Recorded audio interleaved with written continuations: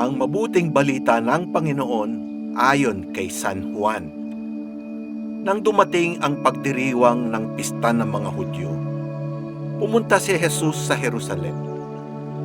Sa lungsod na ito, malapit sa pintuan ng mga tupa, ay may malaking deposito ng tubig na may 5 portiko.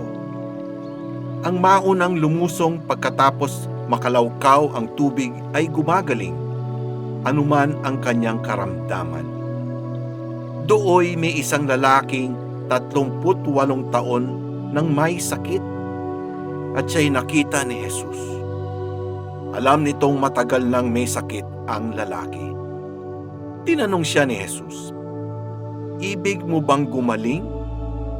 Sumagot ang may sakit, "Ginoo, wala pong maglusong sa akin kapag nakalawkaw na ang tubig. Patungo pa lamang ako roon ay may nauuna na sa akin."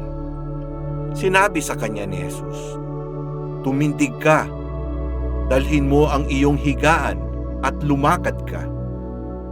At pagdakay gumaling ang lalaki. Dinala ang kanyang higaan at lumakad. Nooy araw ng pamamahinga.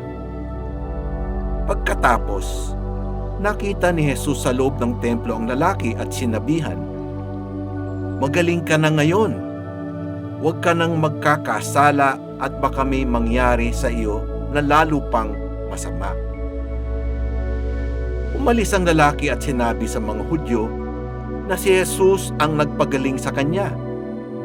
Dahil dito, si Jesus ay sinimulang usigin ng mga Hudyo sapagkat nagpagaling siya sa araw ng pamamahinga. Ang mabuting balita ng Panginoon. Pinupuri ka namin, Panginoong Hesukristo. Ginoo, wala pong maglusong sa akin kapag nakalawkaw na ang tubig. Naniniwala ang ilang Hudyo na ginagalaw ng anghel ng Diyos ang tubig sa palanguyan ng Bethesda at gumagaling ang sinumang maunang makalusong dito. Kaya napakaraming may sakit ang nakahandusay dito, kasama na ang lalaking 38 taon nang naghihintay ng kanyang pagkakataon. Nang mapansin at tanungin siya ni Jesus kung gusto niyang gumaling, binigyan ito ng pagkakataon ng may sakit na ipahayag ang kanyang malaunang minimithi. Paglalahad ng kanyang katayuan ang naging kasagutan ng may sakit sa unang dinig.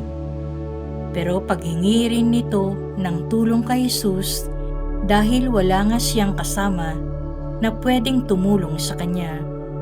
Nanatiling bukas ang kanyang pag-asa at hindi sumusuko sa loob ng napakahabang panahon kahit nauuwi ito sa kabiguan.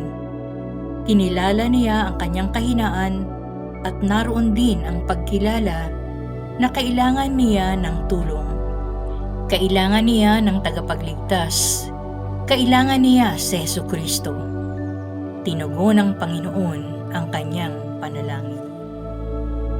Ano ang sitwasyong nais nating mabago sa ating buhay, pero hirap na hirap tayong gawan ito ng paraan? Itaas natin ito sa kapangyarihan ni Kristo.